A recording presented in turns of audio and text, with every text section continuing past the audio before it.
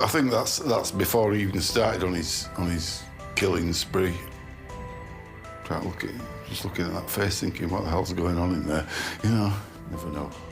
For 6 long years, the women of Yorkshire were terrorised by the man who came to be known as the Yorkshire Ripper.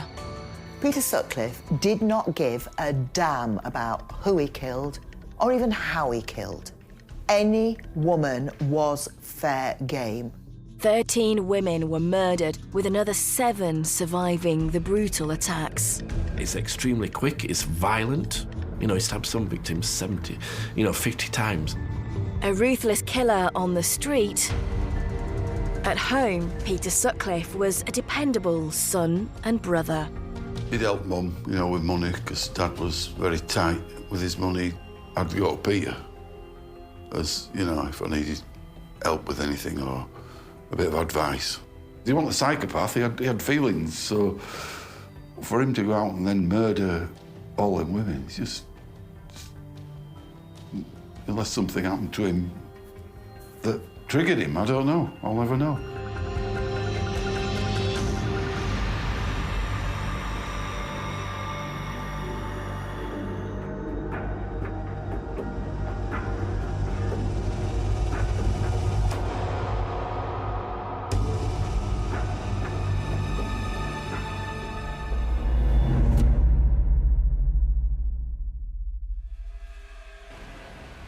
From 1975 to 1981, women on the streets of Yorkshire were brutalised by a mystery assailant.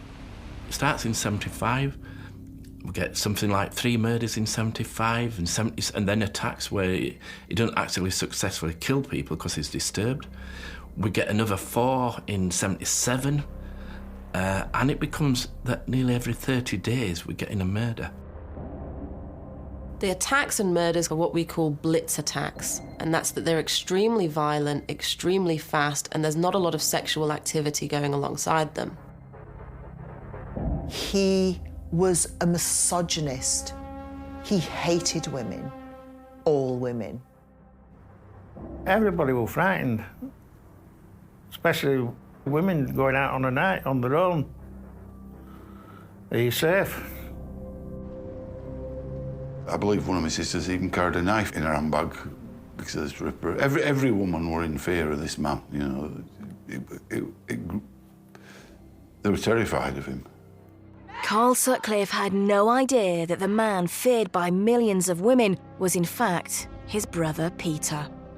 And I used to get Peter to drive my girlfriend home, so the Ripper didn't go. So I would deliver it into the hands of the Ripper, although she was safe as houses, he wouldn't have done out to her because she was my girlfriend, but he was a great brother, believe it or not. Really, really good guy to me. At night, the police have every man available out on the streets, even though for the most part they're deserted.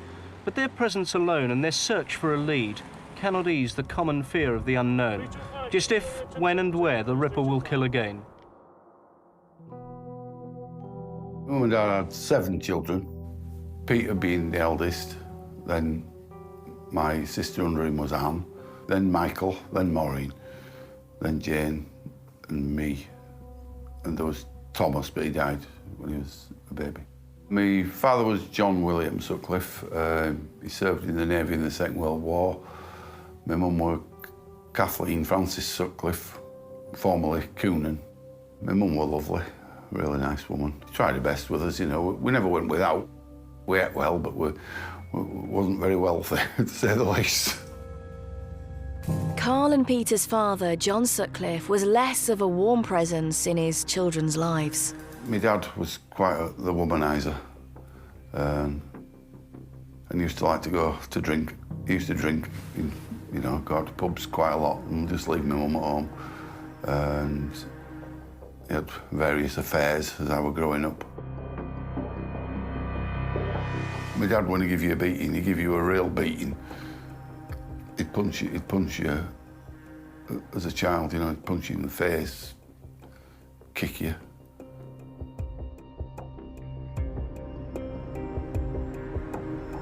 As well as dealing with violence at home, Young Peter Sutcliffe also had a tough time at school. Peter at school was picked on because he was quite small and frail. I think because he got bullied as a child, he built his body up so he looked more intimidating and made himself stronger and gave himself some self-confidence. Started lifting weights. He was very, very strong, actually. He could walk up and down stairs on his hands, lift amazing weights. He was quite a powerful man. 16 years older than Carl, the teenage Peter Sutcliffe loomed large in the life of his little brother. He was just like a father figure. Studying for my dad, take me everywhere. He used to go on the back of his motorbike. I were in awe of him, really. And he'd buy me things, take me out, you know, and buy me things that my mum couldn't afford. You've got a father who is not available, he's out with other women, he's abusive, he's an alcoholic. You've got a mother who's trying to keep everything together. And what a child will do is look for what they feel is the safest person who's going to take care of them and also who they can look up to. And in Carl's position, that was Peter.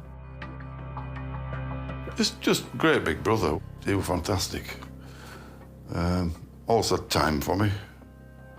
That's exactly how I remember him. Not always in a suit, but I remember him like this. That look, you know, the hair and the beard. Brings back good memories of Peter before he turned into the thing that he turned into.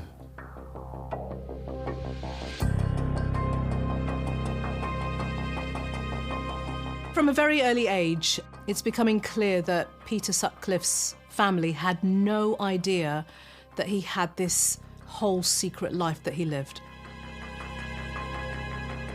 As I got older and was a teenager, he'd mention prostitutes to me. When he'd take me to a pub I saw in Bradford, he was always staring at them. Oh, look, there's a prostitute there. And I was like, so what? I'm not interested. Oh, no, I'm just pointing it out, it's there. And, you know. But he definitely seemed keen.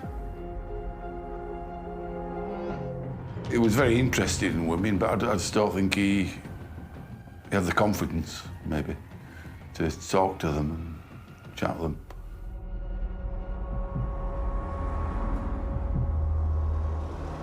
So here we are on Lum Lane. It's about half a mile from Bradford city centre. And in the 70s, it really was the red light area. And there would be scores, and I mean scores, of girls and women all throughout the day and night selling sex on every single street corner. This was also a rat run, a shortcut from the city centre. And Sutcliffe used this to get to his home in Heaton, which probably explains why he was spotted in the red light area more than 40 times. Red light district, it could be violent. They used to get punters who could be extremely violent. So it wasn't out of the blue that suddenly you'd get a sex worker that was attacked. But the community felt safe to start with. Why? Because they were out on the street, they would get in his car. There was willing participants, if you like, with him to get into a vehicle and he could drive them somewhere. Or they was out on the street in isolated areas. Sutcliffe's first attempted murder was of a woman called Anna.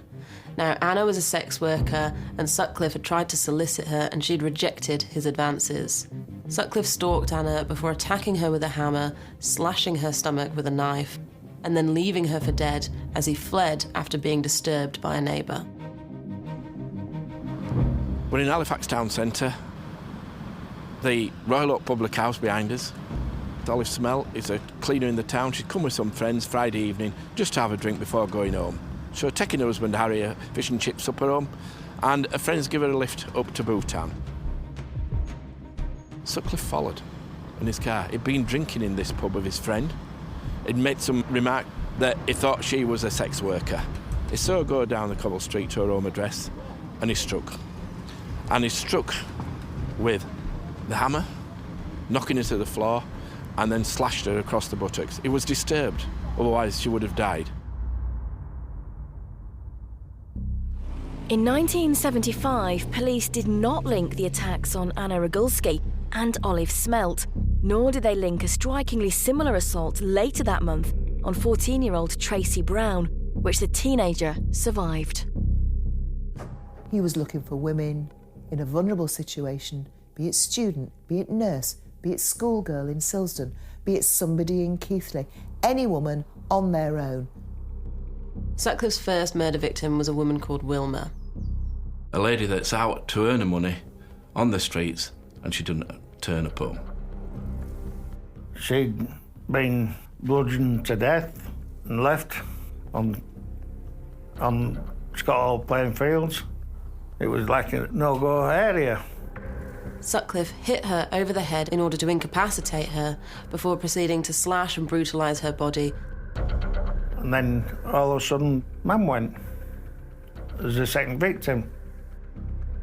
At the age of 17, Emily's son Neil Jackson found himself at the centre of a living nightmare. The night when Mum was murdered, attacked, I was babysitting. I'd say Mum and Dad had gone out. I put kids to bed and gone to bed myself. I woke up following morning, my dad's downstairs, I gets up and no sign of Mum. Knock at the door from the police, telling us what happened to Mum. And it's a very big shock. Peter Sutcliffe had now become a serial killer. I really didn't notice anything change about him. He was just normal Peter, you know. He'd be there. If he could help you out, he'd help you out. If I were a bit short of money, as a 19-year-old or 18, he'd say, here's a few quid, you know, and make sure we're all right. You know, some people might think, oh, you must have known something was going on. No, why would I? He was just a normal brother to me.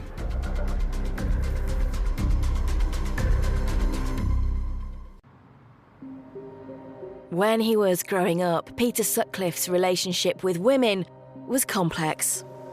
Sutcliffe idolised his mother, and that was really damaged as his father started to accuse his mother of having an affair.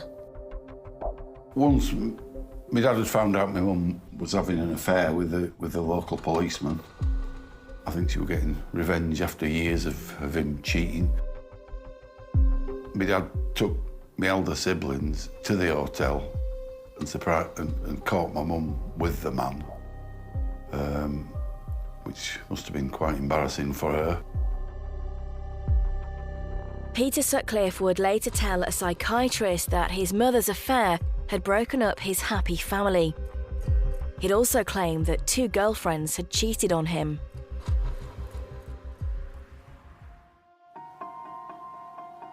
In 1974, Peter Sutcliffe fell in love and got married. I think when Peter moved out of the family home, I would have been about 10, maybe, 8, 9, 10. And he moved to Garden Lane with Sonia. Peter met Sonia in a pub in Bradford. He was out with some of his biker friends, Teddy boys, whatever they called themselves. They seemed pretty inseparable. Once he'd met her, that was it. And he'd never brought a girlfriend home ever before Sonia.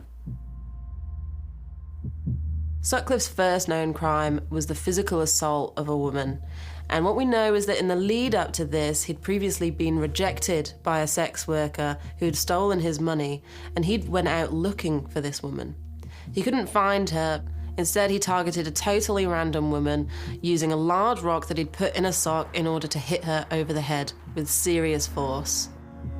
Although the police were called, Sutcliffe's victim declined to press charges.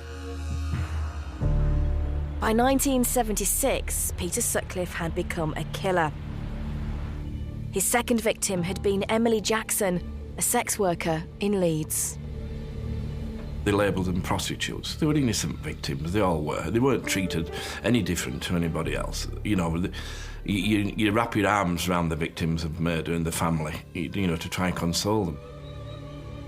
It was only after Emily's death that her son Neil found out his father had persuaded his mother to work on the streets. The business hit hard times and suggested going out on the game. As far as I knew, they were going out for a drink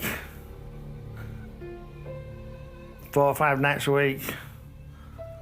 But when you think they're going out together for a drink, they're going to be coming home together, not separate.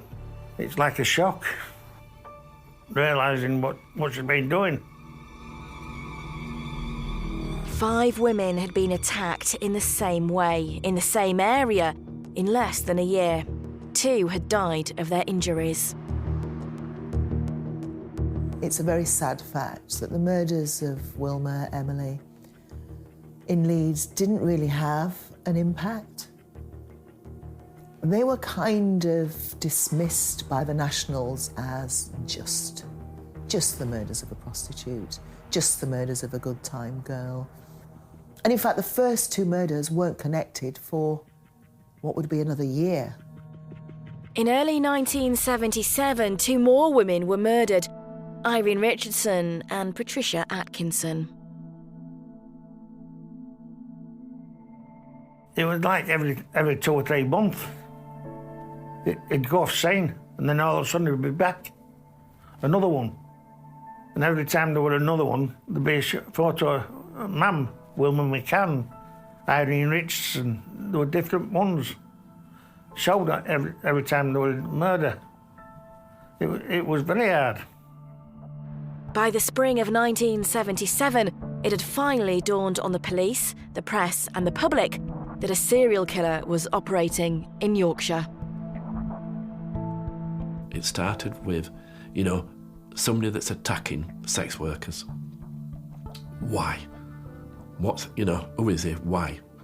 And as I say, suddenly it gets called the Ripper, and that in itself, the naming of somebody like that sticks with everybody. Can you predict when the Ripper might strike again? Not at all. Could be in 10 years, could be next week, could be right now. As the number of victims of Yorkshire's mystery serial killer grew, Carl Sutcliffe had no reason to suspect his older brother, Peter. He was just sort of laid back and a bit of a joker. Never seen him get violent or angry, really. Well, apart from dropping me out the window the once, but I don't know whether he actually did it on purpose or I was just teasing him one day in the upstairs bedroom, and he was chasing me around, and he caught me and he hung me by the feet out of the window, so maybe my head was 8-9 feet from the floor. And I thought, well, he's not going to drop me. He's just... Anyway, he dropped me. He just let go. I landed on my head and rolled over and nearly broke my bloody neck. Maybe there was something... I should have spotted something unwired with him then.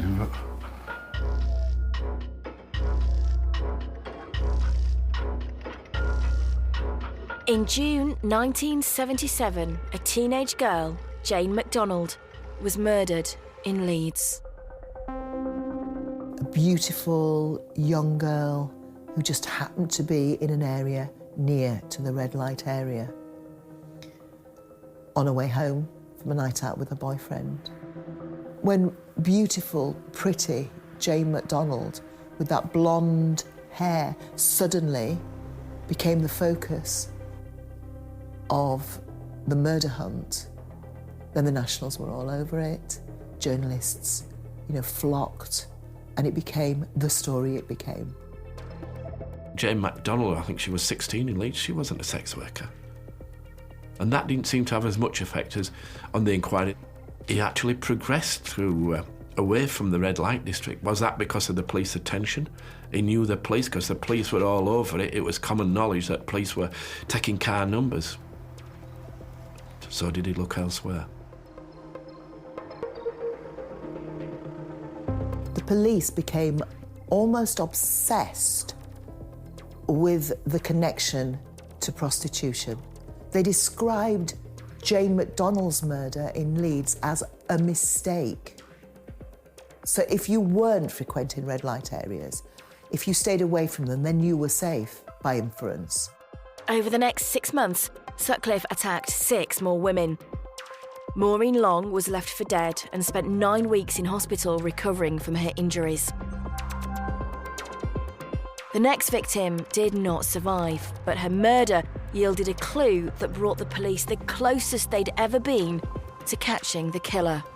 Jean Jordan was paid with a £5 note, and it was a nice, crisp, new £5 note. They made inquiries into that and found it was a batch of 8,000. And they traced it to people, to various firms. One went to Sutcliffe's firm, Clark's Engineering, where he worked. They used to tease him and call him the Ripper because he looked like the E-fit. So it could have ended up in Sutcliffe's pay packet. He was interviewed by West Yorkshire Police. He was alibied.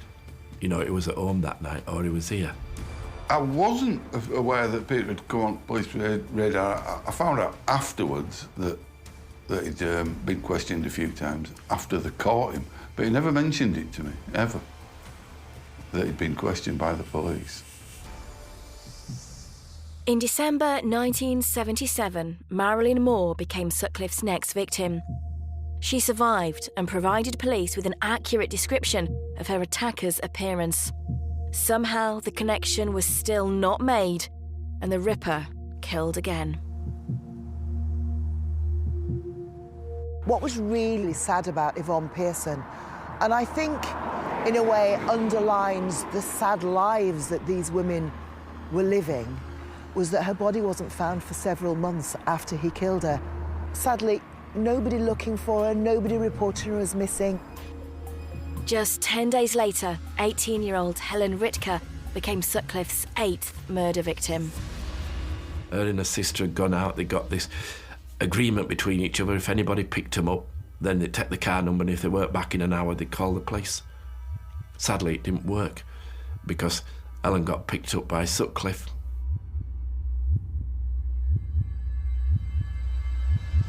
On the 6th of May 1978, Sutcliffe murdered 40-year-old Vera Millward in Manchester. Her body was discovered by workmen the following morning. Sutcliffe did not kill again for almost a year, but his next victim would drastically alter how his crimes were seen. Back in April 1979, the body of Josephine Whittaker, the 19-year-old bank clerk, was found in this park. I'm the on-duty detective that morning, a young detective. I'm called out to this body. You see immediately it's a murder. It was a day very much like this. That April, it was foggy and it was rainy and pretty miserable. And I got a knock at the door to say that a body had been found in Savile Park.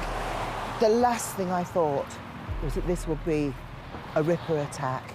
It's a leafy suburb, it's aspirational, and it's a million miles away from the red light area. But as soon as I got here, the first thing I spotted were the Ripper Squad detectives. And I'd never seen a body before.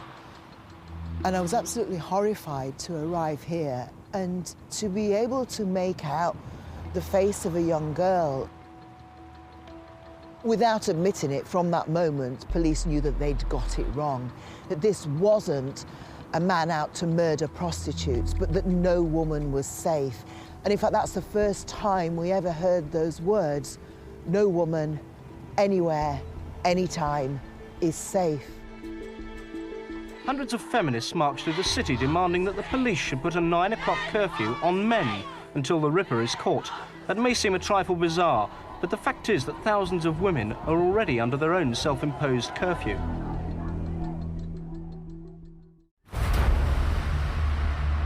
After Josephine Whittaker became Peter Sutcliffe's 10th murder victim, efforts to catch him ramped up even further. The inquiry was based in Leeds, at Millgarth Police Station. They had to reinforce the floor. They ended up with 32,000 documents. Something like 5.2 million vehicles had been checked. 150 officers detectives were working on it. The detectives were working 18 hours a day on this. The senior detectives, the detectives on the ground, everybody wanted him.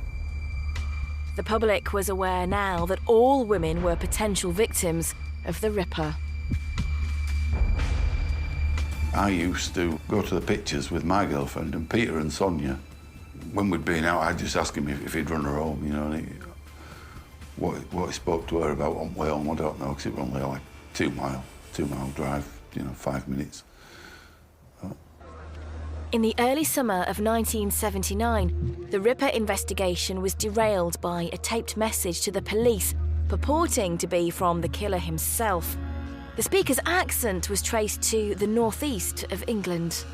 And of course, the inquiry then flips and it moves to the Yorkshire Ripper, or the man dubbed the Yorkshire Ripper, has got a Geordie accent.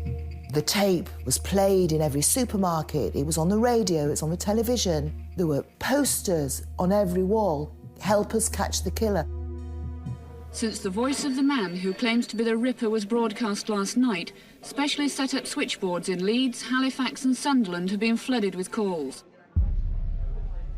At the time I was about 19 or 20 years old, and Peter used to come and see me. There was a Geordie guy who lived up the road, and everybody was looking out for a Geordie guy at the time.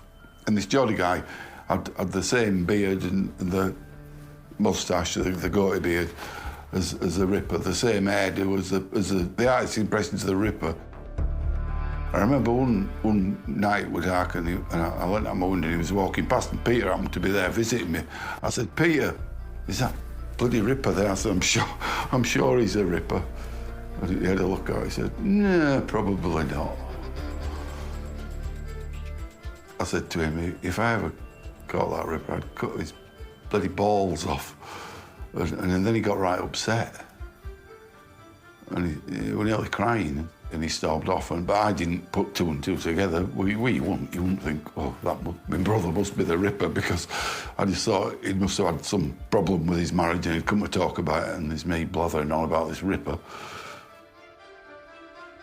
Carl, as the regular person in this picture, completely innocent, is looking at his brother going, "We are the same." And when you are in a family system and you found someone that you're bonded to, you see the similarities, you see the areas of commonality. You do not see that possibly this person could be the murderer. So for Peter, he's hidden in plain sight. But afterwards, I was thinking, God, why didn't you see that? You know, why didn't you spot that clue? At the times he'd come to that flat and spend an hour in my bathroom there. It was a shared bathroom, and he'd been there an hour, and I'd say, "You'll hurry up in there, Peter. There's 3 flats have to share that." "Oh, yeah, I won't be out long." And he'd be washing clothes and himself and tell me that he'd got oil on them at work and stuff, but had he? I don't know. Things like that, I was thinking, were he cleaning up after his murders in my bathroom, you know?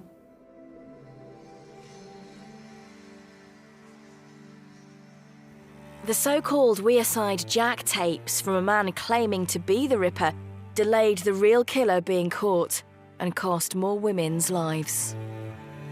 We look at like the likes of Marcella Claxton, who was attacked and survived, gives an e-fit. You know, then we get another e-fit that looks similar. We get told he's got a Yorkshire accent. There's no doubt about it, it's the same person that's committing the crime, and we've now got an e-fit. But yet, if he doesn't have a Geordie accent, they're not interested. So if we'd been told to stay in, which many of us were very angry at, and there were Ripper squads patrolling all the red light areas, who would be the next victims? And there was a suggestion it would be nurses and students. And this time it was a 20-year-old student called Barbara Leach who'd left her friends, as many students do, in the pub and said, "I've got some work to do," and walked home less than a quarter of a mile and never made it, and was found in an alleyway, back Ash Grove. In 1980, Sutcliffe attacked 5 women in just 4 months. 3 survived, but 2 did not. Just after New Year's in 1981, he picked up Olivia Rivers. As he sat with her in his car, he deliberated on whether or not to kill her.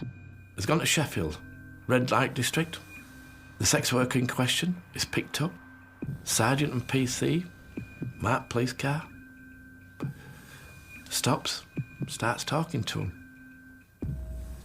And soon they realise everything's not right. Then they decide, because of who he is, they check with the incident room. He's been checked so many times through all the red light districts. Suddenly, you know, there's a bright light shining that, wow, this is a person. So they arrest him. And they bring him to Dewsbury Police Station in West Yorkshire. In the meantime, he's sent them back to search where they picked him up. And they recover a screwdriver and hammer from what it secreted, having been, you know, arrested by them. It was a Sunday morning that the phone rang.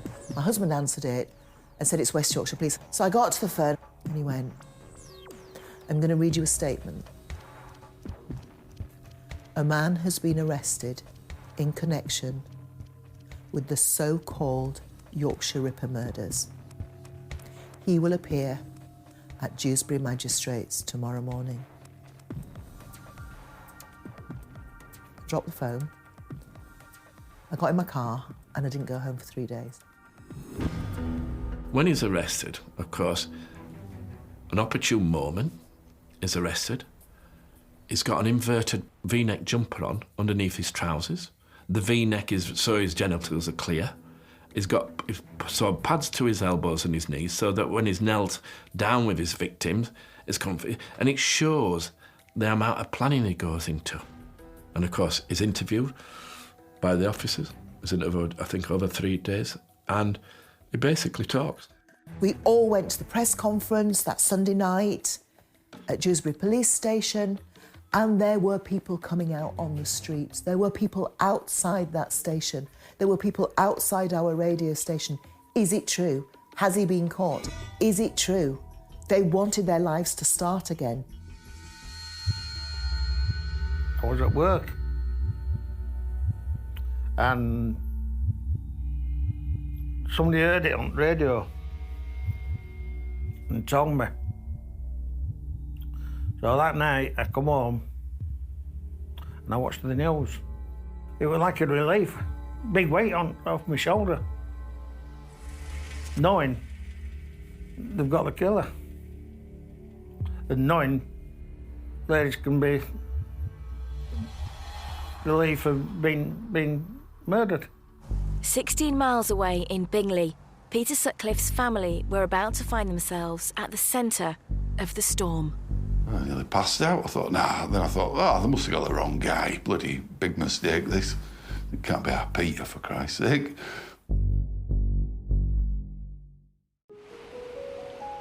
Peter Sutcliffe's family did not hear of his arrest on suspicion of multiple murders until 3 days later.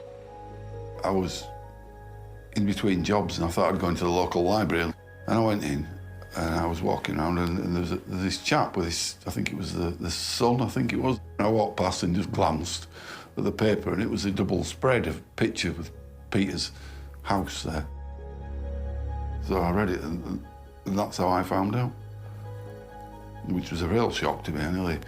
But he fell through the floor.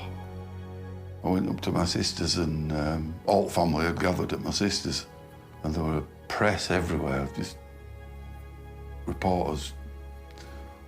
I mean, I'm not even exaggerating to say hundreds of reporters with cameras and just a real shock. My youngest sister, when I met up with the family in my sister's house, after just finding out Peter, she was in such shock, the doctor had to sedate her.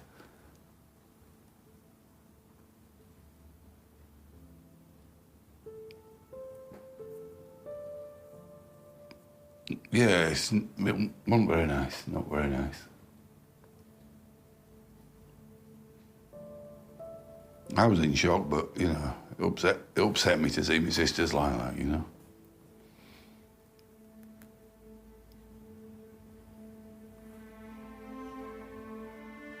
For me to see what it had done to my sisters, this, you know, finding out that the brother was the Ripper. I suppose after all them years of living in abject fear of this man, the safest women on the planet, and then having to live with, live with the fact that this monster were our Peter.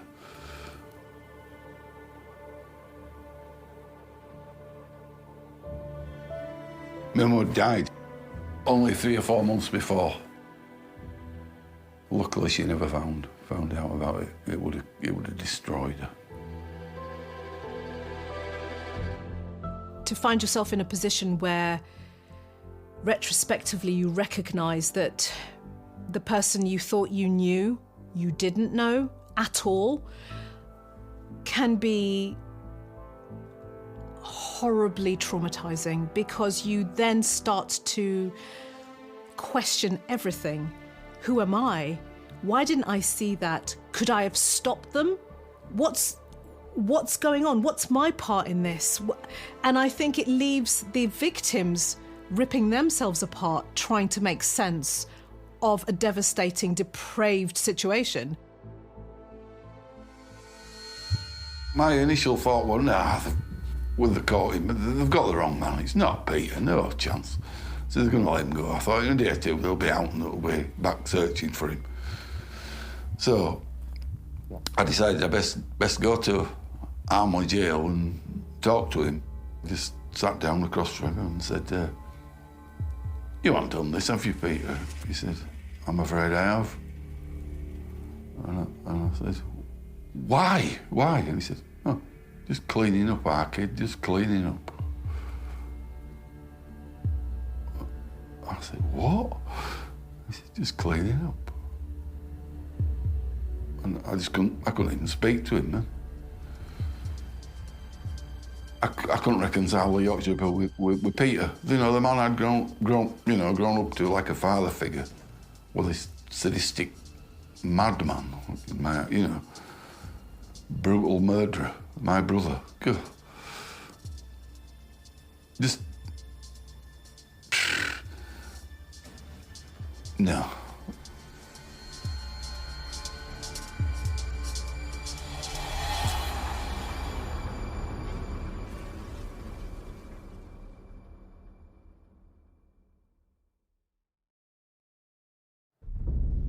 At the Old Bailey in London on the 5th of May 1981, Peter Sutcliffe stood trial for 13 counts of murder and 7 of attempted murder. Journalist Krista Ackroyd attended the trial. And so we were preparing to see the monster, the man who had put all our lives on hold for so many years. And I'm going to be honest, I expected a monster. A big man who would look terrifying. And then stepping into the dock was this small, insignificant, pathetic little human being. Peter did plead not guilty on the grounds of diminished responsibility, and that God, he had God's voice coming from a gravestone, which the gravestone actually is about a quarter of a mile from where I'm sat now. Sutcliffe claimed that while working as a grave digger, a voice had spoken to him, telling him to kill prostitutes. If that was his reason, then it falls nearly at every hurdle, for the simple fact he didn't just attack sex workers. He didn't just kill them to eliminate them, he mutilated them. He had sex with them himself. He bit them. He only chose the sex workers because they were out on the street. They were an easy target for him. He did say to me on one of the visits that he said, "Well, Sonia with us, if I just play crazy, I'll be out in 10 years if I pretend I'm bonkers." On the 22nd of May 1981, Peter Sutcliffe was found guilty of murdering 13 women and attempting to murder 7 others between 1975 and 1980. And the mob, quite rightly, went crazy. The whole of that building echoed with screams of "hang him," "you evil." People had banners. You could actually hear as if you were there within the crowd, in this incongruous Victorian courtroom, the echo of hatred. I did feel like I was grieving. It was such a big part of my life, you know. I've seen him every week or two, you know, as long as I were alive. And he just disappeared and turned from this wonderful big brother that'd do anything for me and be there for me to just a different person. This monster that everybody hated. I hated. Sutcliffe was sentenced to 20 concurrent sentences of life imprisonment with a minimum term of 30 years. In 2010, this was increased to a whole life order, much of it spent in Broadmoor High Security Psychiatric Hospital. He never accepted the scale of what he did. It was always, woe is me. I mean, I've been in here, I've been in here 28 years, 29 years, however long it was when you were talking to him at the time. It's about time they let me out. Other murderers get out and things. It just he didn't get any idea of the scale of who he was and what he'd done, I don't think. He just thought one day they were going to let him out. But I knew damn well they'd never let him out. He'd ring me every Tuesday at 6:45 from Broadmoor. That'd last about half an hour. Then eventually I got sick of him moaning, complaining about his lot. And I said to him, well, come on, Peter. You know, they could have bloody hung you years ago. Right up to the day he died, I suppose. Never showed any remorse, ever. Never said, oh, I'm really sorry that I killed all these people. I needed more than that from him, but I never got it.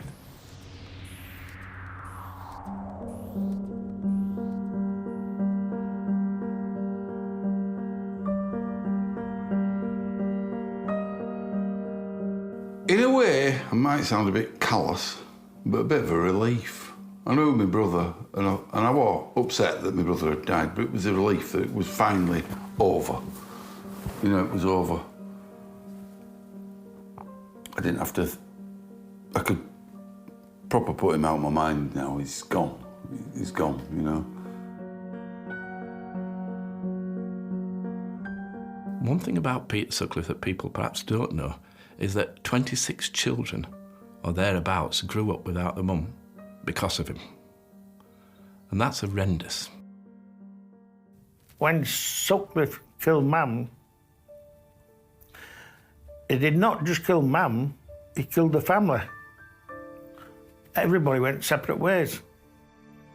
Yeah, I was angry. I went through different emotions from what Peter had done, from anger to being upset. I just couldn't, I still can never, I'll never fathom out why he did it.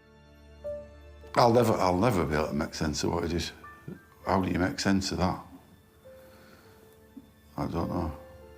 If you have a brother and he's quite normal, does all the normal things brothers do, and suddenly he's this psycho killer. I'll never make sense of it, never.